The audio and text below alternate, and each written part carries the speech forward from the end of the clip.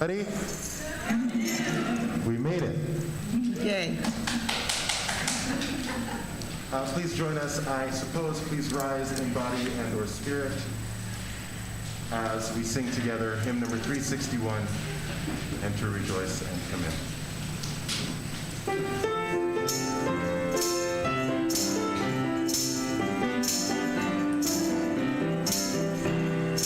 Enter, rejoice, and come in. Enter, rejoice, and come in. Today will be a joyful day. Enter, rejoice, and come in. Open your hearts to the song. Open your hearts to the song. Today will be a joyful day. Enter, rejoice, and come in. Open your hearts, everyone. Open your hearts, everyone. Today will be a joyful day. Enter, rejoice, and come in. Enter, rejoice, and come in. Enter, rejoice, and come in.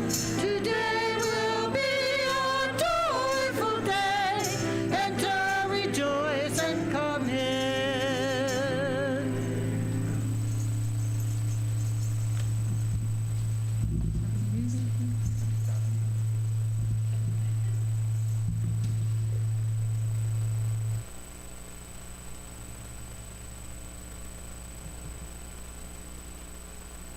Welcome, one and all, to the ordination of Eli Snider.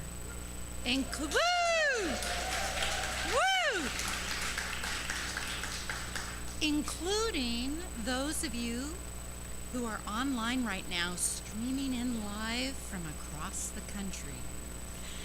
Although you're not here in person, you are here in spirit, and we are heartened by your presence. My name is Linda Pratt, and I am truly so honored to be part of this important ceremony for our beloved Eli. This is the first ordination at the Unitarian Universalist Fellowship of San Diego, and we could not be happier.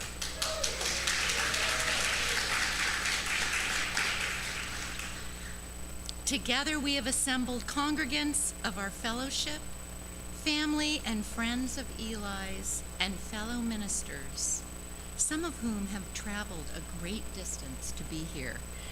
It's great to see a mix of so many people all joined to celebrate this joyful moment.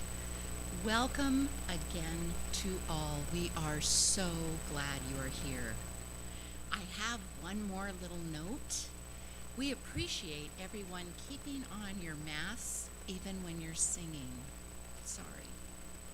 Now, please rise in body or spirit and join in singing our centering hymn, Spirit of Life, which will be sung in Spanish and then English, followed by reciting our spoken covenant. The words to both will appear in your order of service and maybe even on the screens above.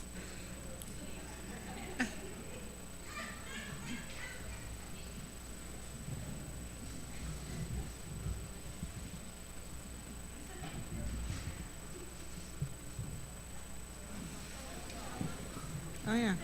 Well, not that one.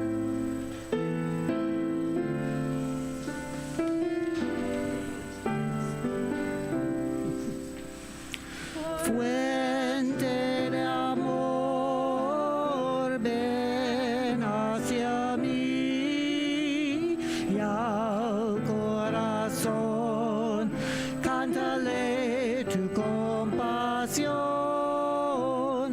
Sopla a volar, sube del mar hasta molear la justicia de la vida. Arraigame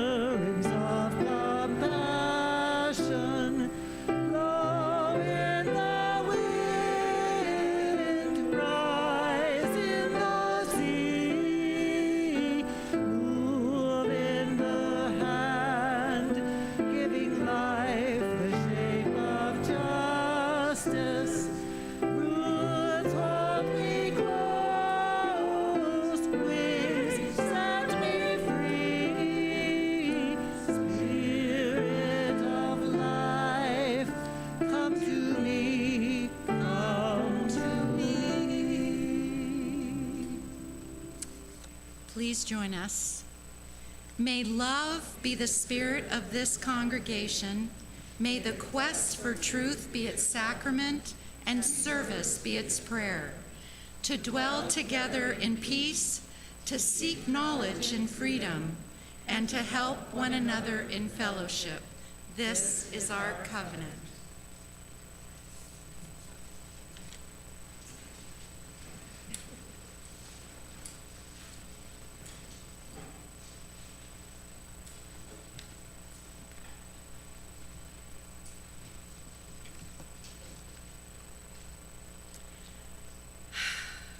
My first time here in Founders Hall.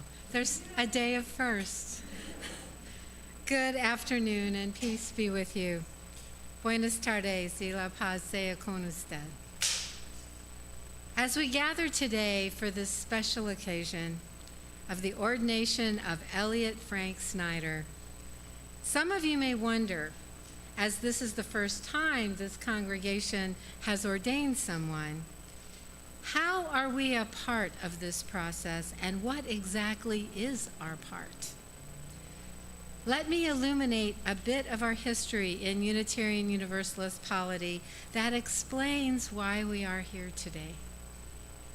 Our faith traveled over from England in the early 1600s, and Presbyterianism seemed to be becoming the dominant faith. When many congregations in New England began to fear that the crown could create a state religion, they gathered together to create a religious community where they could decide on their own governance. They had already created towns, farming communities, and civic government, but there were no guidelines on how to tailor their religious communities. They didn't know each other and came from various faith traditions. They began having cottage meetings, and over a period of time finally created what has become known as the Cambridge Platform. This list of religious guidelines culminated in a document that was signed by the participating congregations in 1648. Out of the 65 congregations who voted to ratify that document, 21 congregations can be counted as members in our Unitarian Universalist Association today. In the platform, it defined church governance, its officers, membership, and how the various churches would cooperate. It especially defined how ministers became ministers. Congregational polity, as it is called, required congregations to call their own ministers and ordain them. We don't have a pope to do so. We ordain our own. We have abided by this platform all these centuries, culminating with us here today ordaining Elliot Frank Snider. Congregations in Unitarian Universalism vote to ordain, lay the hand of fellowship on the ordinate, and profess in covenant to abide by this decision. It is a long-standing and sacred ceremony for both the ordinant and the congregation. It is an honor and a responsibility for this congregation to profess their faith in Eli in becoming an ordained minister. We do not take this responsibility lightly. This is the very first time at UUFSD that this congregation has ordained a minister. It is an honor and a privilege for us to gather this afternoon to participate and to witness in the congregational polity of our faith and to rejoice in this outward profession of Unitarian Universalism. We rejoice and exult in this momentous occasion. This is the beginning of our welcome to you, dear colleague. May it be so. Blessed be.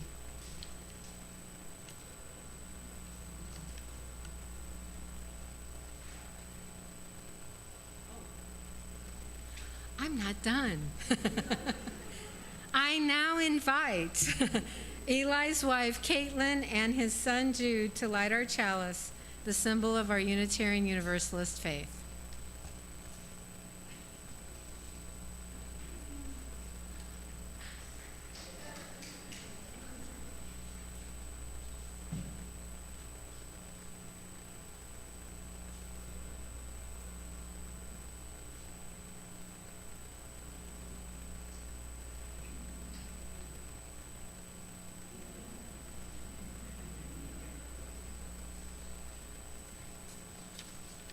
I guess I'll do the chalice lighting words. Whoops. Adapted from the words of Christian Schmidt. It takes a spark, it takes fuel, it takes air, and it takes a container to hold them all. It is only with all of these things that we make fire. In like manner, it takes the spark of a call, it takes the fuel of experience, it takes love, as critical as oxygen, and it takes a community to hold them all. It is only with all of these things that we make a minister. Today we light our flaming chalice, and today we ordain Eli Snider to the Unitarian Universalist ministry. And now we will invite you to rise one more time in body or in spirit for our gathering hymn number 318, We Would Be One.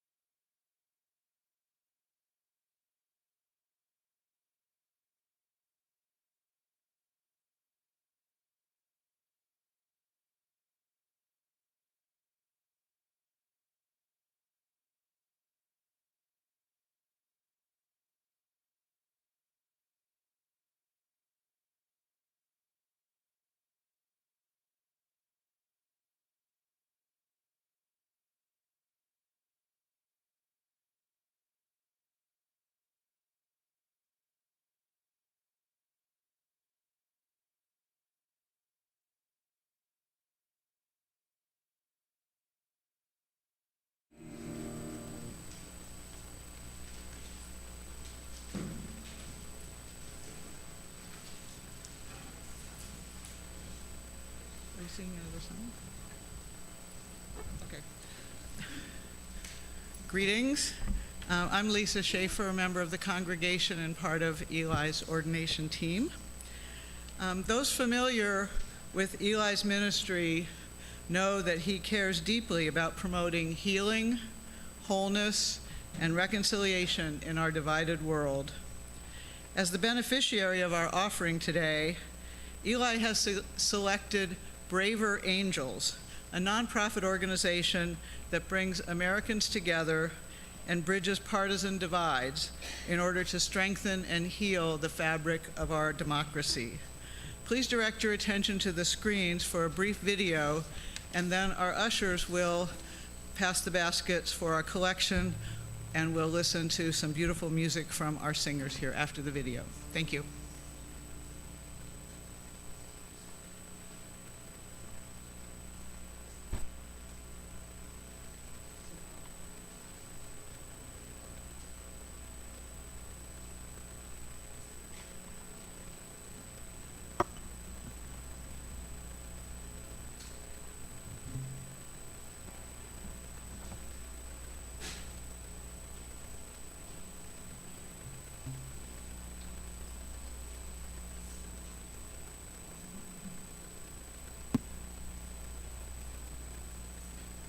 Angels is a national grassroots citizens movement dedicated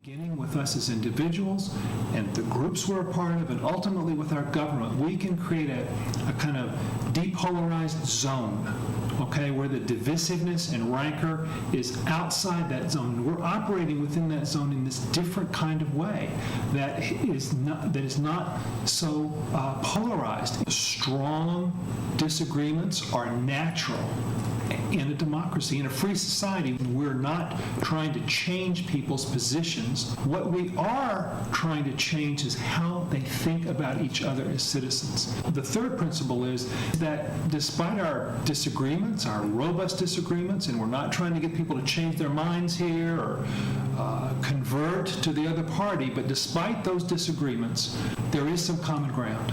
And for our posterity and for our sake of our democracy, we need to find that common ground right now.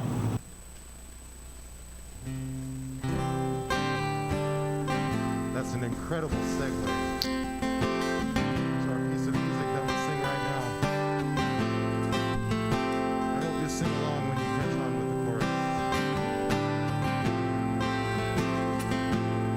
We've got to find some common ground that we may walk together.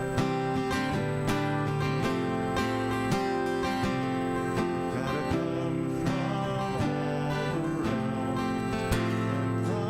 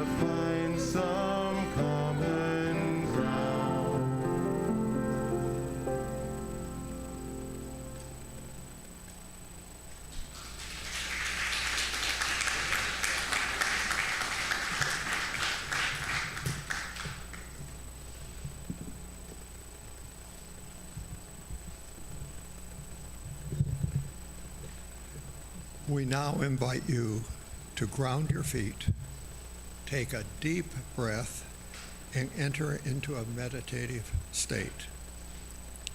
With your eyes open or closed as you find comfortable, take this time to reflect and center yourself as we hear the words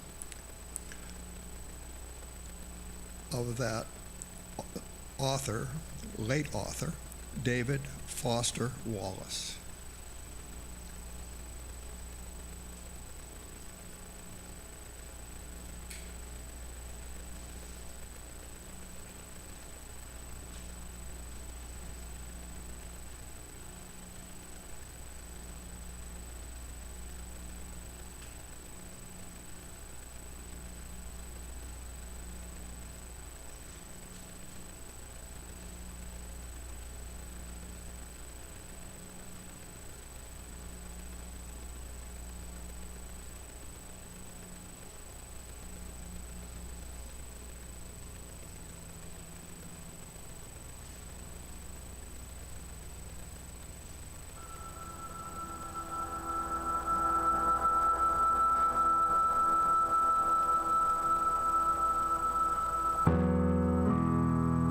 There are these two young fish swimming along, and they happen to meet an older fish swimming the other way, who nods at them and says, "Morning, boys, how's the water?"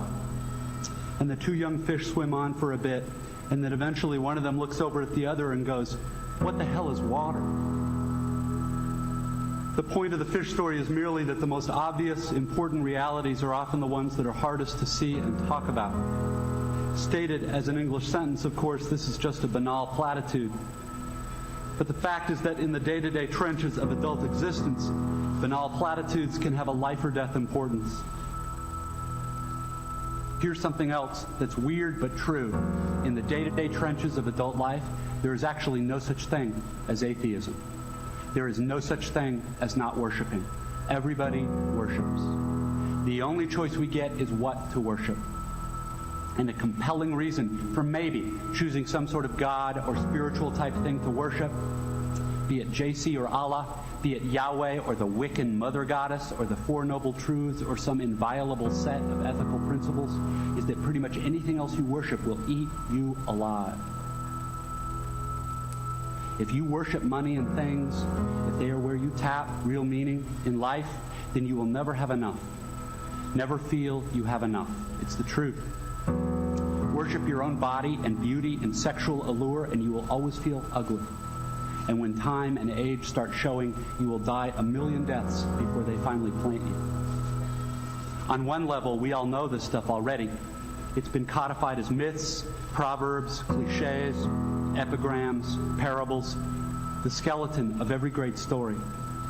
The whole trick is keeping the truth up front in daily consciousness. Worship power, you will end up feeling weak and afraid, and you will need ever more power over others to numb you to your own fear. Worship your intellect, being seen as smart, you will end up feeling stupid, a fraud, always on the verge of being found out. Look, the insidious thing about these forms of worship is not that they're evil or sinful. It is that they are unconscious. They are default settings. They're the kind of worship you just gradually slip into day after day, getting more and more selective about what you see and how you measure value without ever being fully aware that that's what you're doing.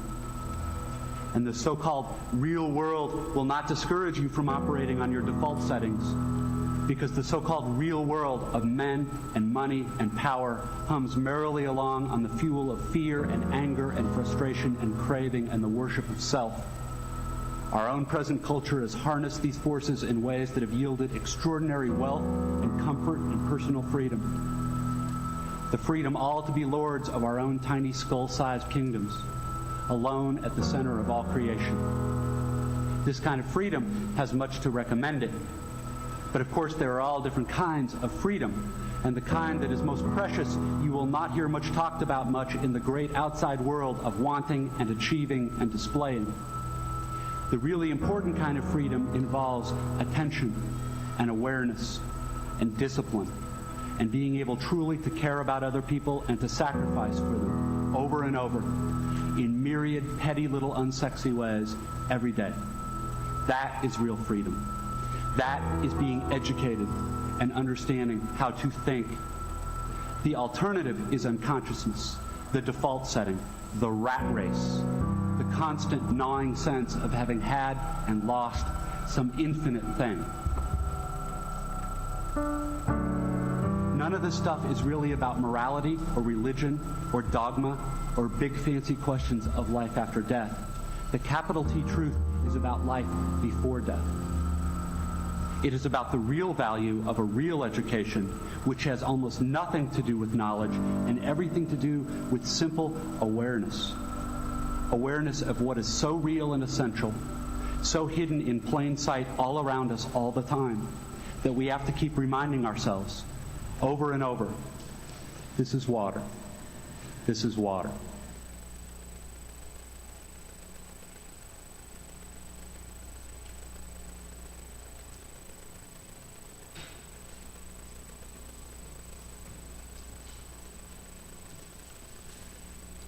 That is beautiful. Well, good afternoon. I just have to say that I could not be more delighted than to be here with you all on this occasion in this beautiful place, in person, with other human beings, as we officially welcome Elliot Frank Snider into the fellowship of our ministry. I never knew the Frank part, by the way, until recently. Of course, Eli has been ministering to many of us, I suspect many of the people in this room, by his very presence for a long time. But today, we're confirming what has been obvious to all of us who know and love Eli. In David Wallace Foster's language, we are putting the truth up front today. So Eli and I met in a roundabout way because we have similar weird backgrounds. Both of us had corporate marketing careers of one kind or another. Both of us are interested in entrepreneurship. And both of us realize that there might be a little bit more to life than selling things which are, you might say, non-essential. In my case, it was flaming hot Cheetos and Tostitos. In Eli's case, it was Greek merchandise. So, you know, aside from small differences in height and age and fitness levels, Eli and I are pretty much the same person. Honestly, it has been one of life's great blessings to know and work with Eli these last 2.5 years as we pioneered ways of supporting UU religious innovators. The experience of walking alongside people who are trying to change the world has been a profound learning experience. It's made me acutely aware of the unique qualities required to lead successful change in this world. They're qualities that most of us don't see because of the water that we are swimming in. And the societal water is pretty polluted right now. At a time when we need to be seriously reimagining the possibilities for humanity and the future of the planet, as we heard this morning, we are mired in toxic levels of division at pretty much every dimension, led by people who are exploiting our differences.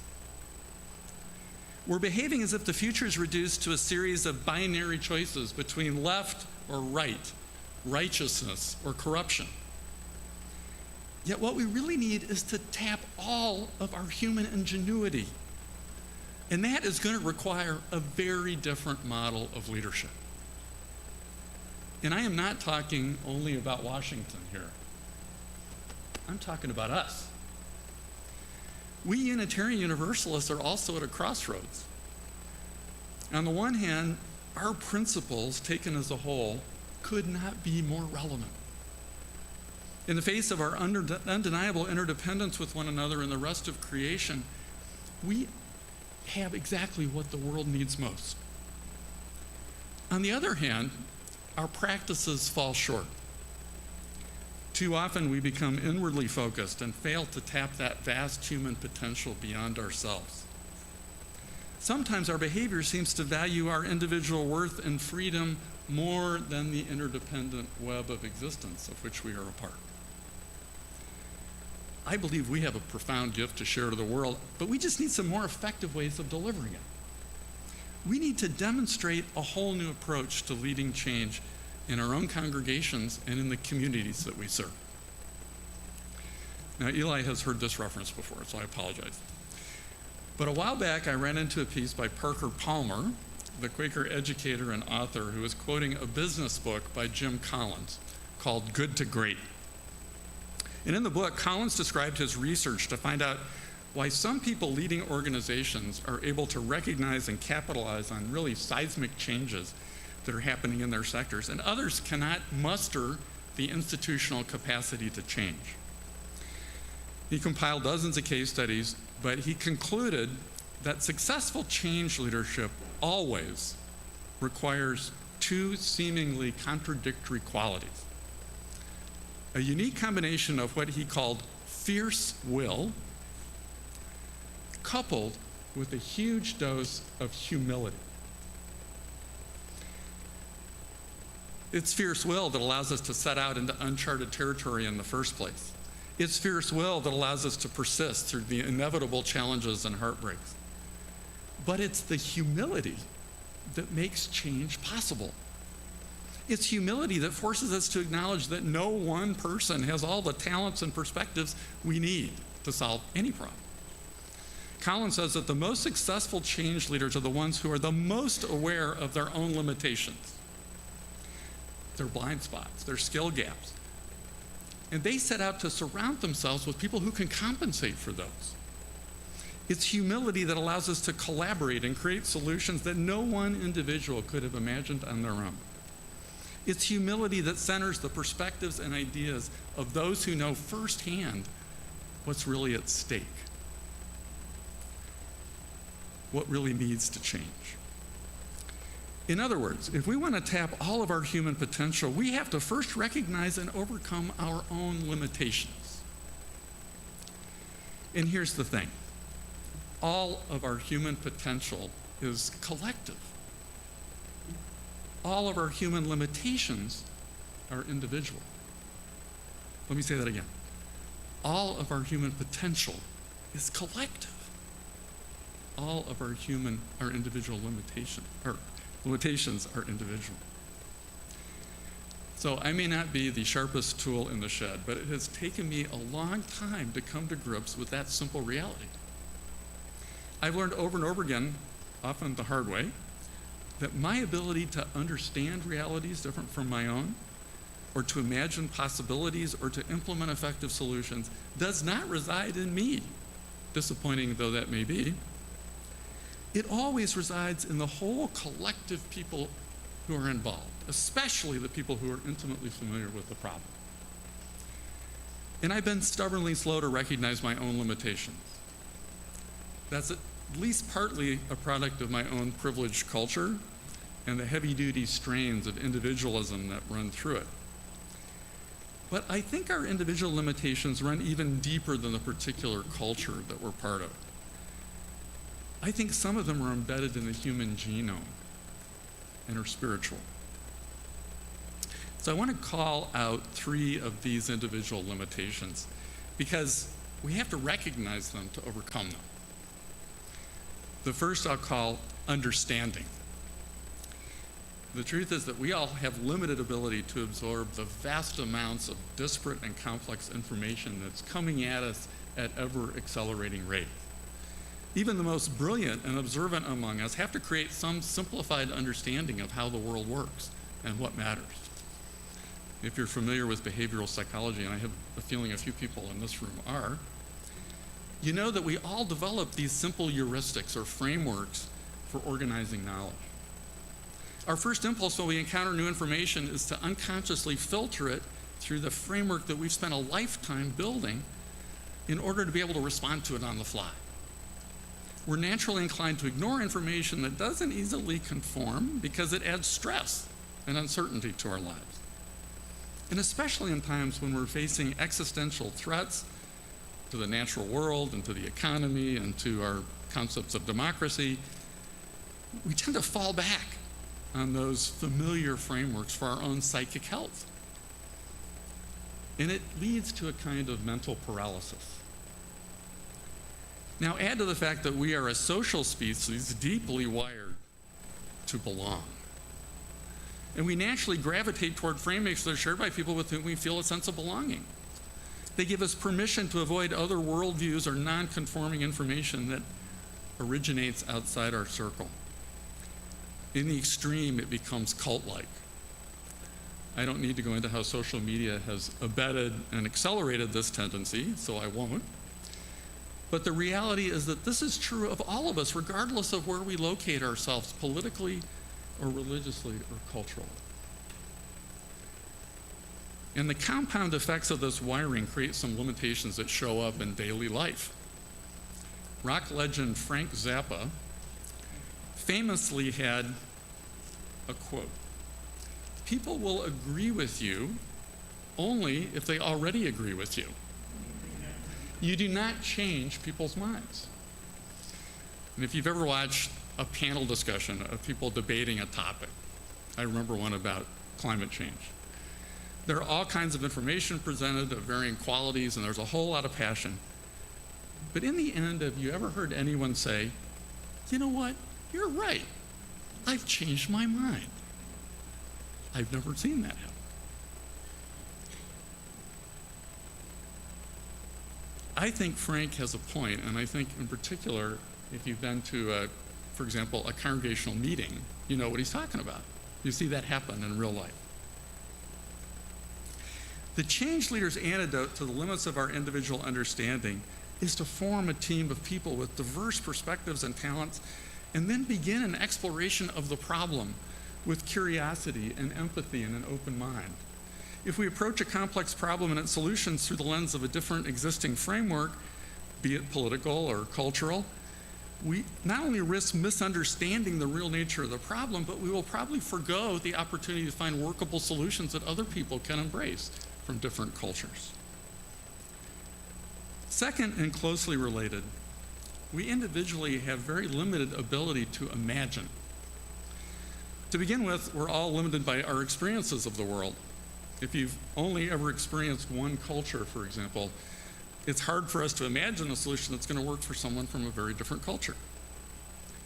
Moreover, we can't imagine effective solutions to problems unless we clearly focus on who exactly we intend to serve. And we really invest ourselves in listening to them and observing their reality in order to understand the problems they face.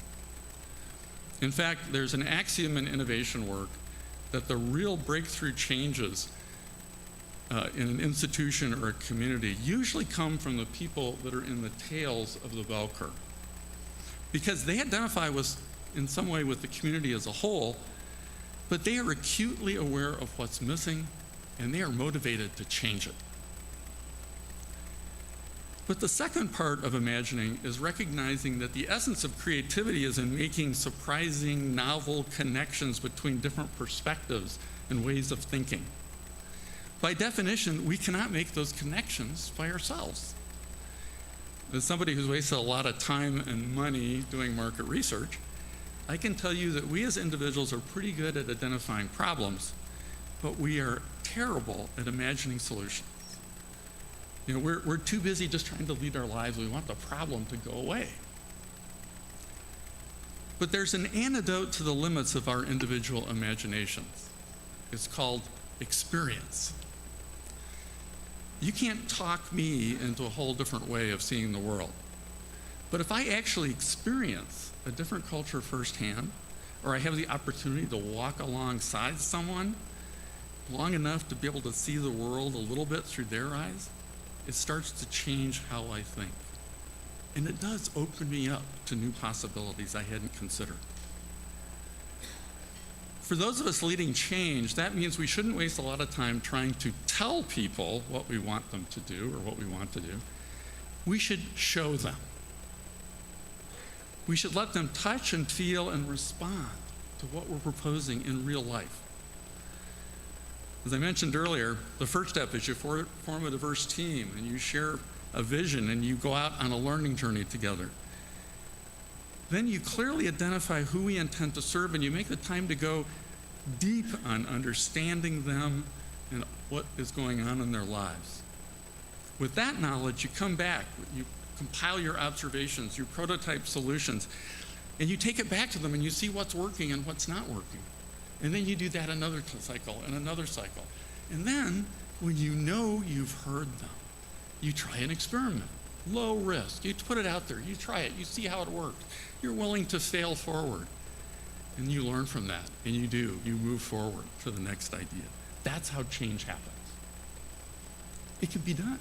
In fact, it's a process called design thinking. And if you want to know more about design thinking, Eli can tell you all about it. And you can go check out the sources he's posted on uuinnovators.org. Finally, the last individual limitation is what I'll call spiritual. Right now, we are experiencing an epidemic of loneliness and alienation. So many people are struggling to recognize what ultimately matters, and too many of us are preoccupied with distracting ourselves from the emptiness we feel. Instead of seeing ourselves as an instrumental part of the larger life that animates the universe and gives us birth and carries us into the future, we behave as if our individual lives were ends unto themselves. In the extreme, it leads to nihilism and a soul-emptying party to the finish. Yet we know from behavioral science that our very well-being depends on our connection to one another and to the natural world, and finding a clear sense of purpose that gives our lives meaning. So ultimately, the antidote to this spiritual limitation and the others I just named is found in communities like this one. It's found where we are encouraged to find our own purpose and join together in meaningful work that reminds us of just how interdependent we are in all the ways that matter. So to truly live out the ultimate calling of our faith, we have to become more effective change leaders. We have to marry up fierce will with a big dose of humility. We have to help one another reimagine the possibilities for humanity. We have to start where we are in our own congregations and in the communities they serve. The good news is that we know how to do it. And the better news is that we have a new generation of change leaders who's rising up, and they are beginning to show us how. I've been a witness to that. Today, this congregation can take huge pride in the fact that you are about to ordain one of those leaders into our professional ministry. I can assure you that there is no one more capable.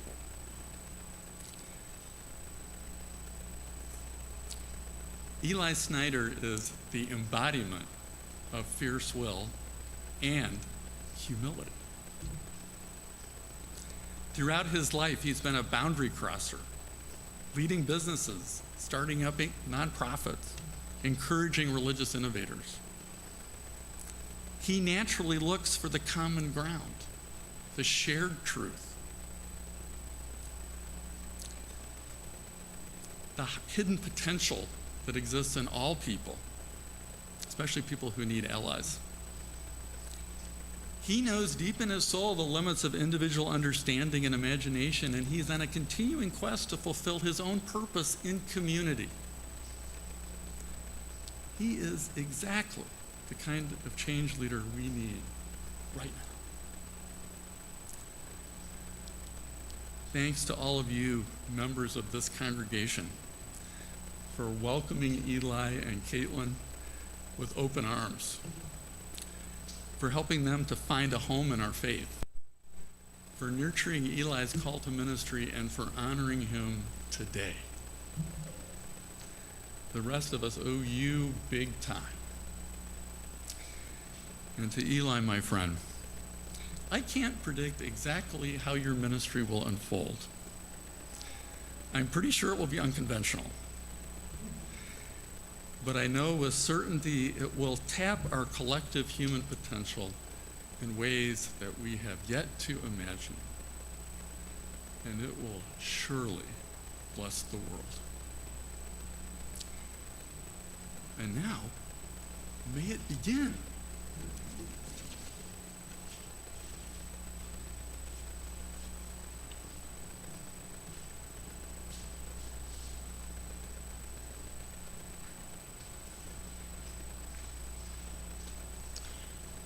Eli, you get to come up here with me.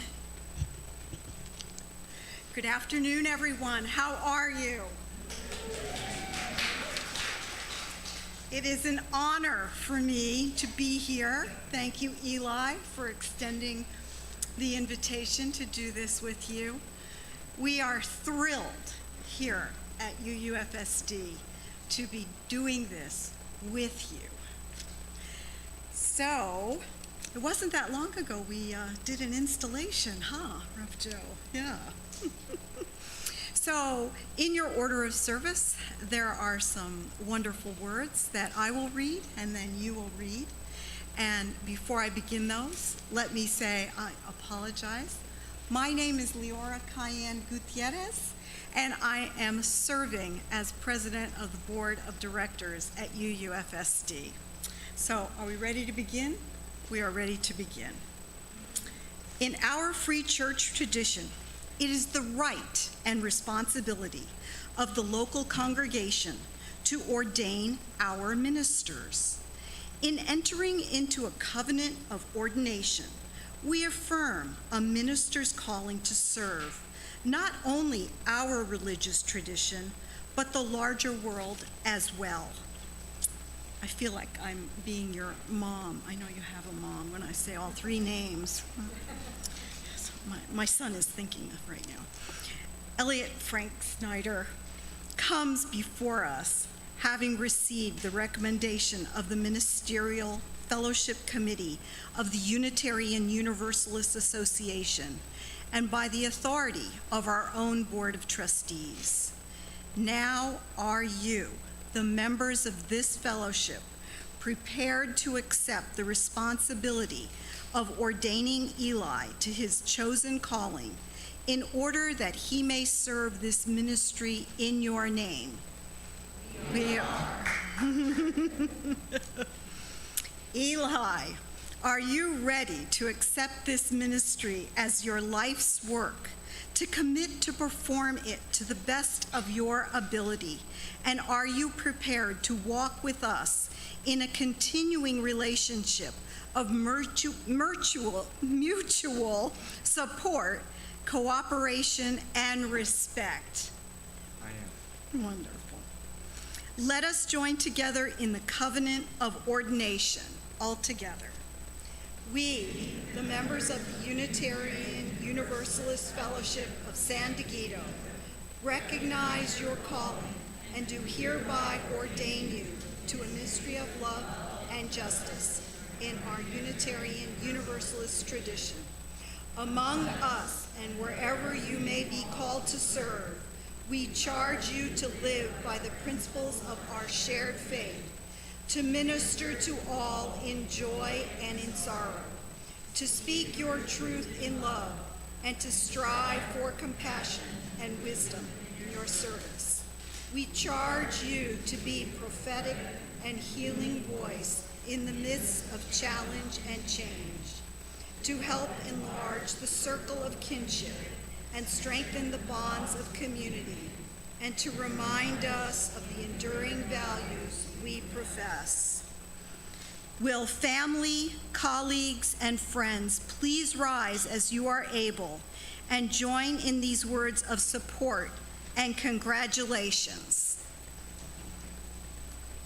We who have known you in many ways as you prepared for this day, welcome your ordination with joy, and we pledge to uphold you in your ministry in the years ahead. We hold our hearts, the congregation, in love and in hope for both who you are today and who you may yet. It's your turn.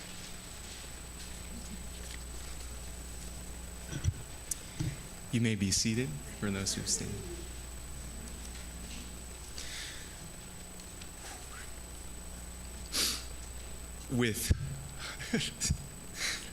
I got one word out. With joy, gratitude, and humility, I accept the ministry to which you have ordained me, mindful of the privileges and responsibilities that it carries.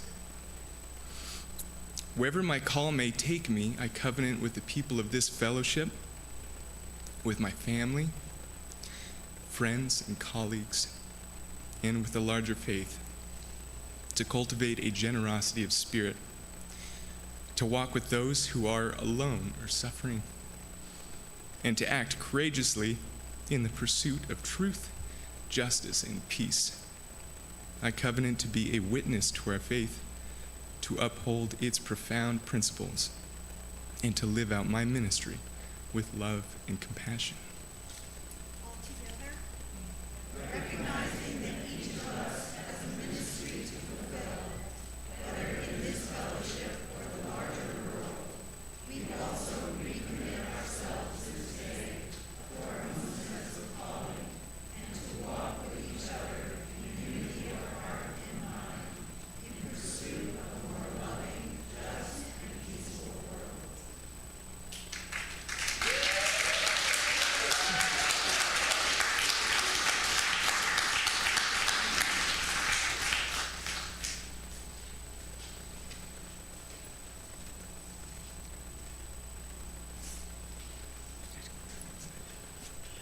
In the tradition of Unitarian Universalism, we are presenting Eli with a stole that we had designed for him.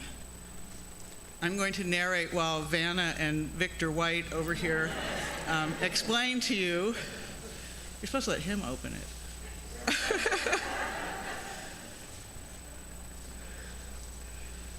So this stole represents the ideas of Eli's ministry, which involve building bridges between groups that are different. On the left, on Eli's right, is San Diego, represented by the palm trees and the beach and the ocean. And on the right is Spokane, his hometown, with fir trees and a river. And across the middle is a bridge showing his journey. And on this, and inside, I meant to copy this down, but I forgot. It says, presented to Reverend Eli Snider, November 13th, 2021, from your friends at the Unitarian Universalist Fellowship of San Dieguito, and it has a pocket for your cell phone.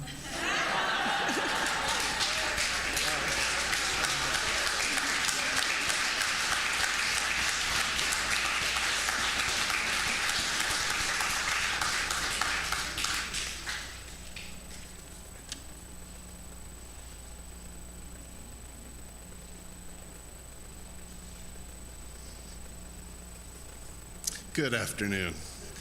So Eli, I invite you to bring your chair forward, place it here, to turn around and face the congregation, and you're going to have a seat there.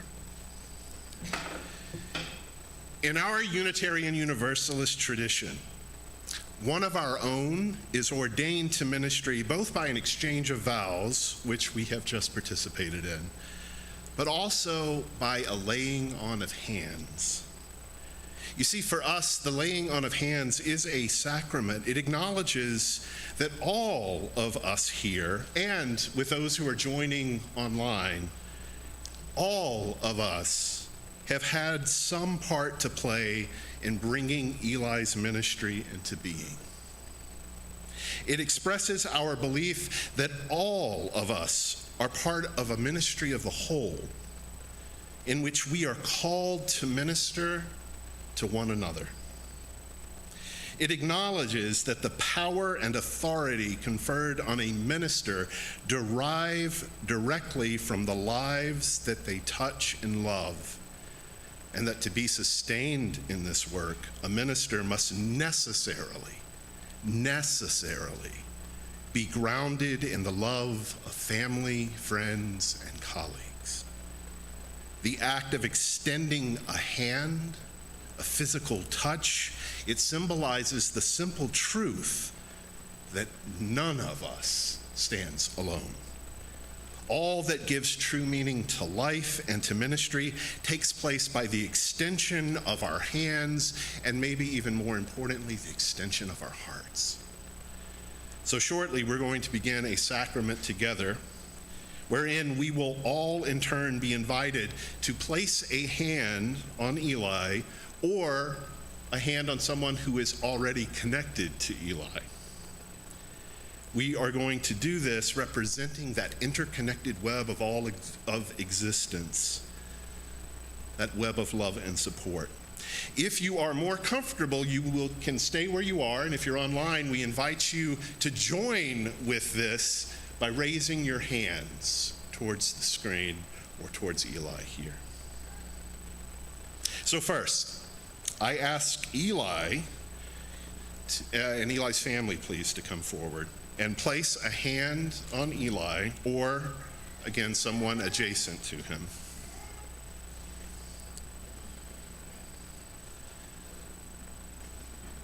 And we acknowledge that you have each loved and nurtured Eli for a whole lifetime. Now I invite forward all those Unitarian Universalist clergy who are present to come forward. And again, become part of this interconnected web, and those of you who are online to raise your hands.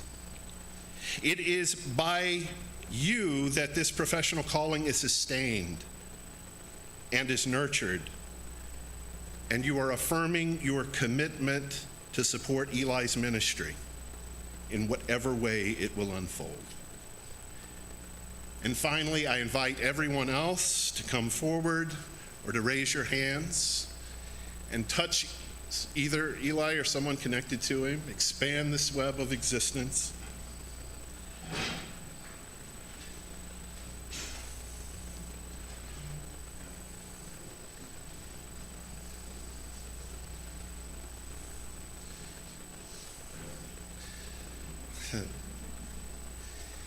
You know, Eli, this is a little bit like the mycelium roots. They go so much deeper than we know, but they connect us all. And there is power in our connection. Would you join me in a spirit of prayer and gratitude? Spirit of life, we stand here interconnected, bound together in one body, each of us to all of us, on a journey of healing, wholeness, and renewal. We stand here joined by hand and heart in the certain knowledge that without each one of us, the whole would be unmistakably different and in some way less. And knowing that without the love of all of us, none of us could truly be our best selves. We come in gratitude for this life. We come in gratitude for this ministry unfolding. We come in gratitude for the fellowship here. It is through this beloved community that a ministry of compassion and love will be made manifest among us. And let us all say amen. You may all be seated.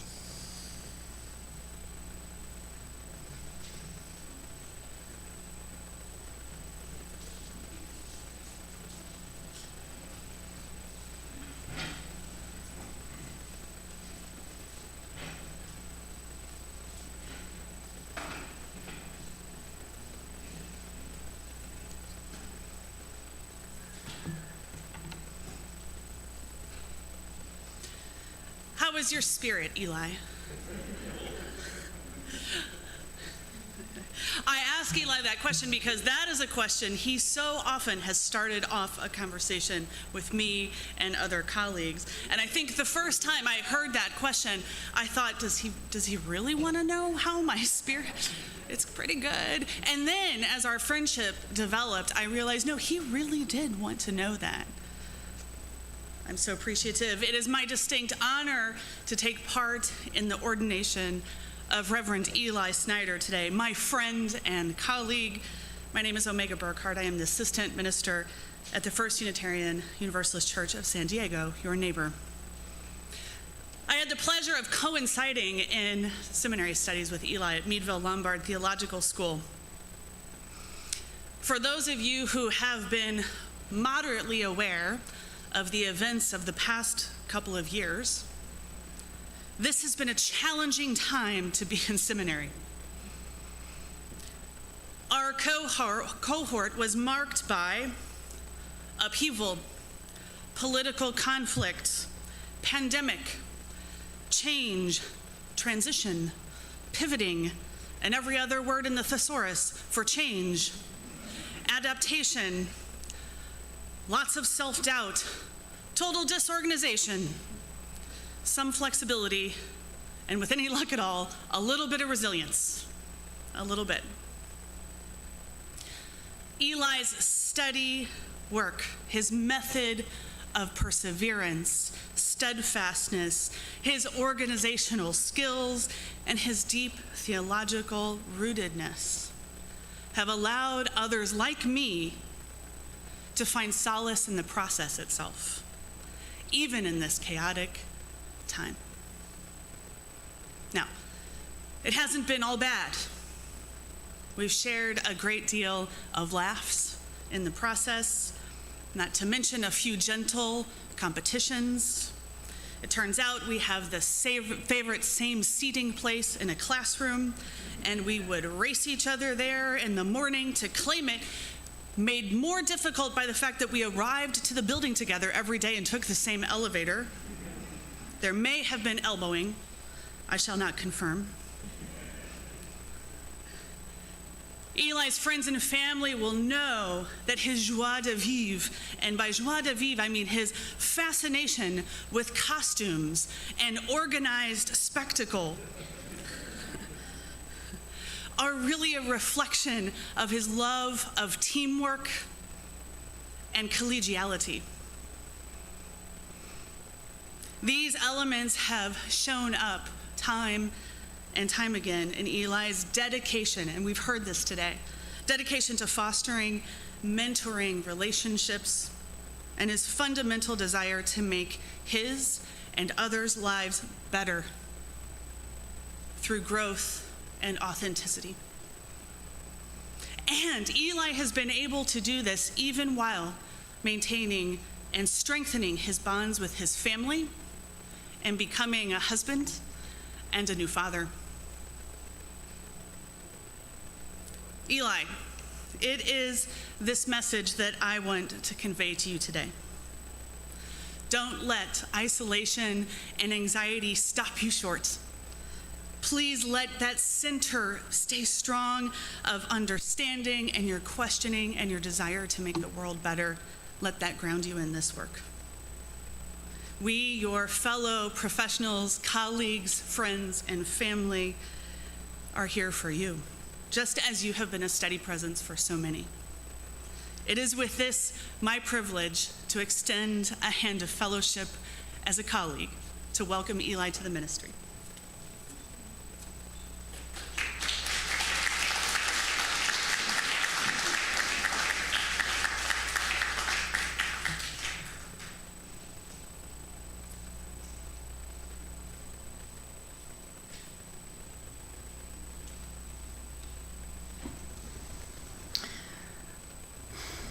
Eli, you made it. You made it, brother. You have run a lovely, challenging race, and all these people are here to bless and receive you and to charge you. For every call to ministry shimmers with good people's aspirations and dreams for their new minister and for the world. Some pure light of hope is being lifted up here, and that light is you, Eli. It's you. Now, what I have to offer you today is contaminated and blessed both, which is to say, passed through the fire of my own career in ministry, my own loving and queasy relationship with our institutions, and by a vision of the world I think we share, in which the gifts and needs of the soul are centered. I'm adding, in other words, my vocation to yours, and I'm claiming you right now as my brother in ministry. My first charge is to accept this claim. That Reverend before your name, to which you are now entitled, is a marker and a beacon of hope that these good people have, these people all around you right now in real time and space. It's the hope these people have for a soul-centered world, for the world they dream of. Think of this title like the light on top of a stout lighthouse on the edge of some vast and terrifying, spectacular sea, amplified by mirror and prism just shining away in the dark. That's you, the part of you that these people have seen. No matter what happens now, that title and that light is yours, and I charge you to tend it. By accepting this call to Unitarian Universalist ministry and by accepting the hand of fellowship that you just received, you, as you know, are stepping into a noble stream of history. Did you know that Ralph Waldo Emerson was ordained, but that he left his congregation like 2 seconds after he arrived? Now, the story is that he was ethically unable to administer communion because he didn't believe in the divinity of Jesus, but I do not buy that story. I mean, I figure he definitely didn't believe in the divinity of Jesus, but surely he knew that before his ordination. Now, apparently the real story is that he left his congregational ministry because he couldn't pray on command. He felt it was inauthentic. The good in him, and these are his words now, the good in him revolts from official goodness. The difficulty, he wrote, is that we do not make a world of our own, but fall into institutions already made and have to accommodate ourselves to them. And this accommodation is, he said, a loss of so much integrity, of so much power. So Eli, I charge you to revolt from official goodness. Treasure your integrity. Trust it. The disappointments you have already suffered are tremendous gifts because all those shiny surfaces in your vocational lighthouse have been burnished. You've struggled and suffered, I see that. You've been laid low. And now I charge you to get up. Get up. Emerson had to relinquish his ministry to continue, because in 1832, ordination was by practice and by polity tied to a particular congregation. But you don't have to do that. Get up. Your ordination is not just a culmination of a race you've already run. It's a terrifying and beautiful challenge worthy of your entire faithful life. To stay worthy of these people around you today. To stay worthy of the young men in that group whose bravado you alchemized into grace. Be worthy of all that, Reverend Eli. Get up, my dear, and shine, shine, shine.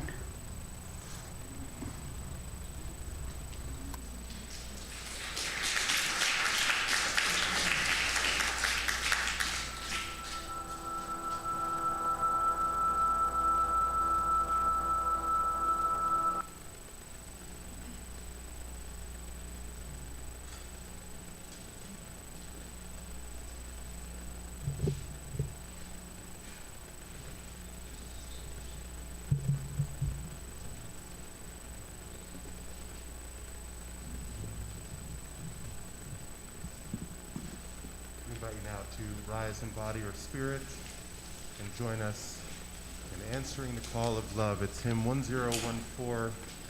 I'm sorry, it's not in the gray hymnals, but I believe the words will be up.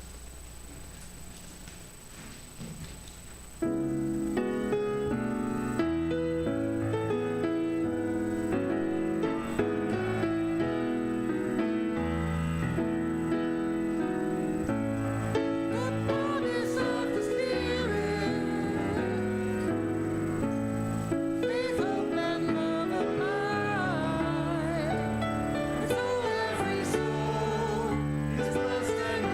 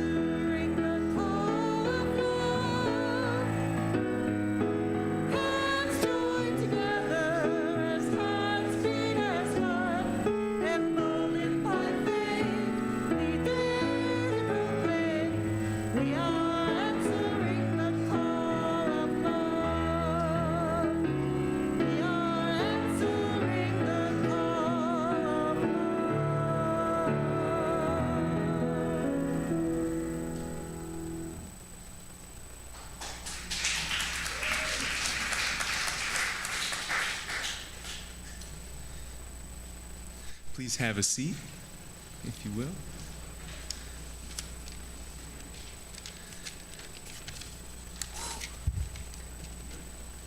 I have a note that says breathe. Wow, okay. What a moment this is for me, truly. And being able to see all your faces too, it's a lot. When I think about what this moment means to me, I think about what we heard from David Foster Wallace earlier. He spoke of how our present culture invites us to worship money, to worship power, and to worship ourselves, and how these forces have, quote, yielded extraordinary wealth and comfort and personal freedom, the freedom all to be lords of our tiny skull-sized kingdoms, alone at the center of all creation. This kind of freedom has much to recommend it, but of course there are all different kinds of freedom, and the kind that is most precious you will not hear much talk about in the great outside world of wanting and achieving. The really important kind of freedom involves attention and awareness and discipline and being able to truly care about other people and to sacrifice for them over and over in myriad, petty, unsexy ways every day. I think about this and I realize how utterly grateful I am to have been given a family who raised me, a new family by marriage, and now one of my own with the birth of my son.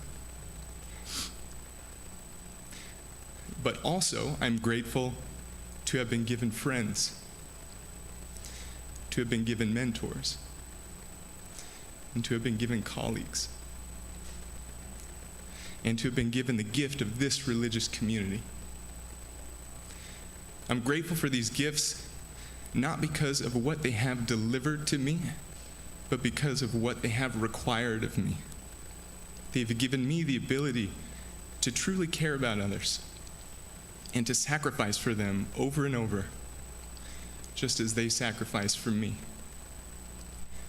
If the essence of what it means to be human means anything, it ought to mean this reciprocity of care. So this is what this moment means to me, a profound reminder that though we are all born into this world, forever vulnerable and in need, we always have everything at hand to protect, to nourish, and to love one another, to be human in the fullest sense for each other. I hope this moment can remind you of the same. May it be so. Thank you, and I love you.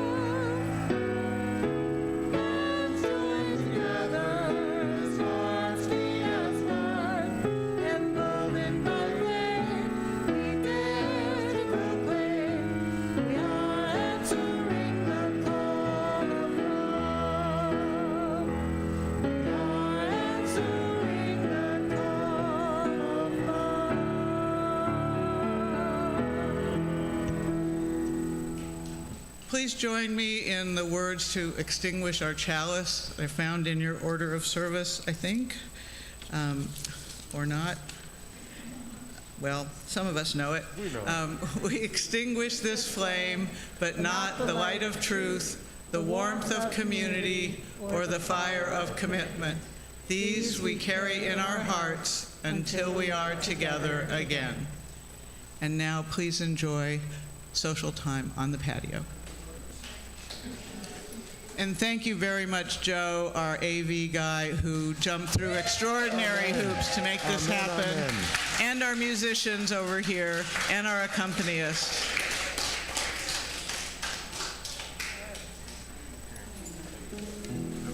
Okay, I'll be here for a while. I got an applicant thing to go at Francine Busby's house and stuff. Okay, Peter Mayer called Rod as an service, left a voicemail. What he said. Okay. I hope he takes it.